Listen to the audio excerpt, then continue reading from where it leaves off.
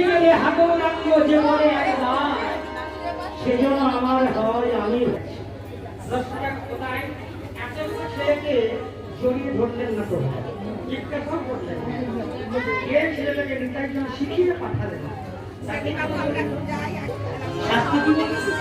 আশ্রয় করিয়া তারে কৃষ্ণ নাহি আর সবে পরে পরম সকলকে কৃপা করে লোভে করে গিয়ে ওই রঘুনাথ গিয়েছিলেন গৌরের চরণে আশ্রয় নেওয়ার জন্য গৌরের না কেন আর কোনোদিন ওনার চরণে আমি যাব না রঘুনাথ অভিমানে আর গৌর চরণে গেল না কিন্তু এইবার কোথায় গেল নিতাই চাঁদের চরণে পড়েছে রঘুনাথ এই প্রথম দেখা হচ্ছে জীবনে কোনোদিন কথা নাই বার্তা নাই আলাপ নাই পরিচয় নাই আর সেই না রঘুনাথ নিতাই চাঁদের চরণে পড়েছে নিতাই চাঁদ রঘুনাথকে কি বলছে আরে আরে চরা ভাগ দূরে দূরে আজ লাগি পাইয়াছি দণ্ডিব তোমার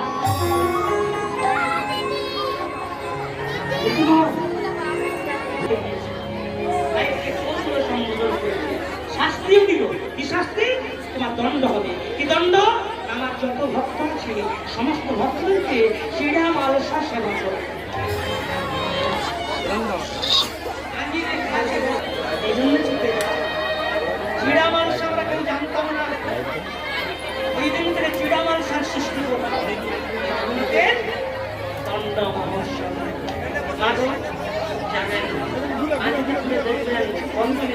দণ্ড মহোৎসব নিতাই কিংবা পেজে ওঠে একবার খালি হাতে ওই তিথিতে একটু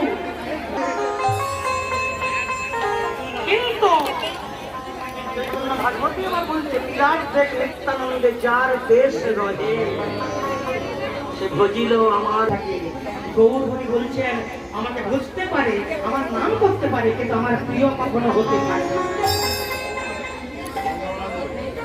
যে নিতাই বলে আমি তার হয়ে যাই মুখে যেন বলে ওই নিত্যানন্দ দাস নিশ্চয় দেখিবে আমার স্মরণ নিতাই কৃপা রঘুনাথের মধ্যে যে হয়ে গেল গৌর হরি ছুটে এসে রঘুনাথকে জড়িয়ে ধরল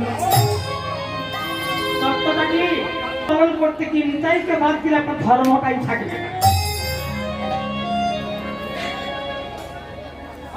এই ছেলের মধ্যে নিতাই কৃপা হয়েছে বলে প্রভু একে জড়িয়ে ধরেছে জড়িয়ে ধরে কি বলছে ওরে আমার ব্রজের রাখাল ওরে আমার বন গোপাল তোরা বল তোরা বন পথে যাব বৃন্দাবন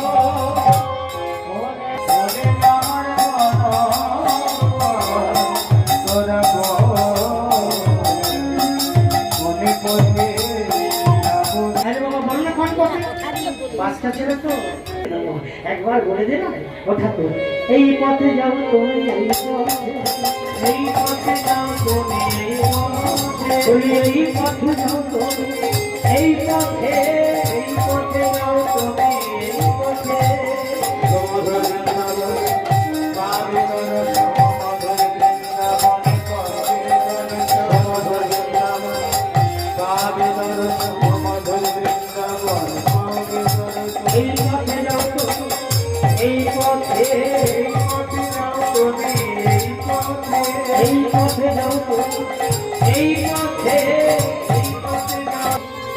কোথায় বেশি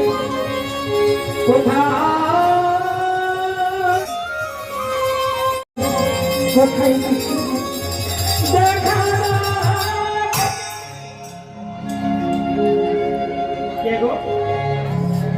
কে তুমি কি আমার পথ আগলে দাঁড়ালে গো জানো না কত আকুলতা রে বৃন্দাবনে চলেছি কত ব্যাকুলতা রে বৃন্দাবনে চলেছি পথ ছাড়ো গেলো তোমাকে আগলে দিল এইবার কিন্তু নিতাই নয় আমি তো দাদা রে 3 দিনের সন্ন্যাসী তুই দাদাটাকে ভুলে গেলি রে আর আমি শিশুকাল ধরে সন্ন্যাস নিয়েছি আমি তোর দাদা ভয় পেয়ে গেল দাদা তুমি কেন এসেছো দাদা বলো না কেন এসেছো আর তুমি জানলেই বা কি করে আমি বৃন্দাবনে চলেছি, আর এত তাড়াতাড়ি তুমি এখানে এলেই বা কি করছো?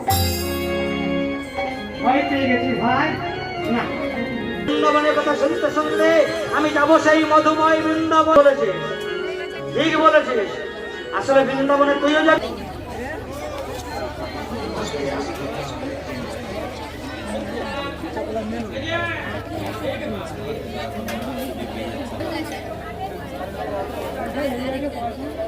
বৃন্দাবনে আমি এসে গেছি। নীলাম শান্তি করে গঙ্গাতে এতক্ষণে চন্দ্রশেখর ওই পালকি করে হরিমা দাদা যমুনায় স্নান করবি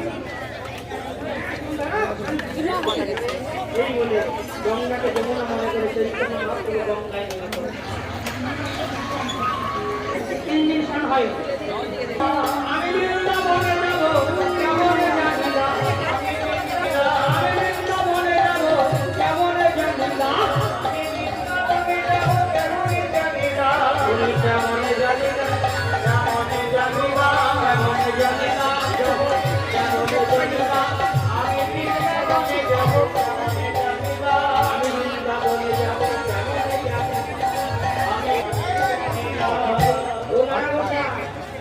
ভোলা না, ও বেদ পঞ্চাশ লোক তৈত বেদাও বলছে কেন ওই সত্য মানে শুদ্ধ হচ্ছে কেন সত্য শুরু করে ওই তোমাকে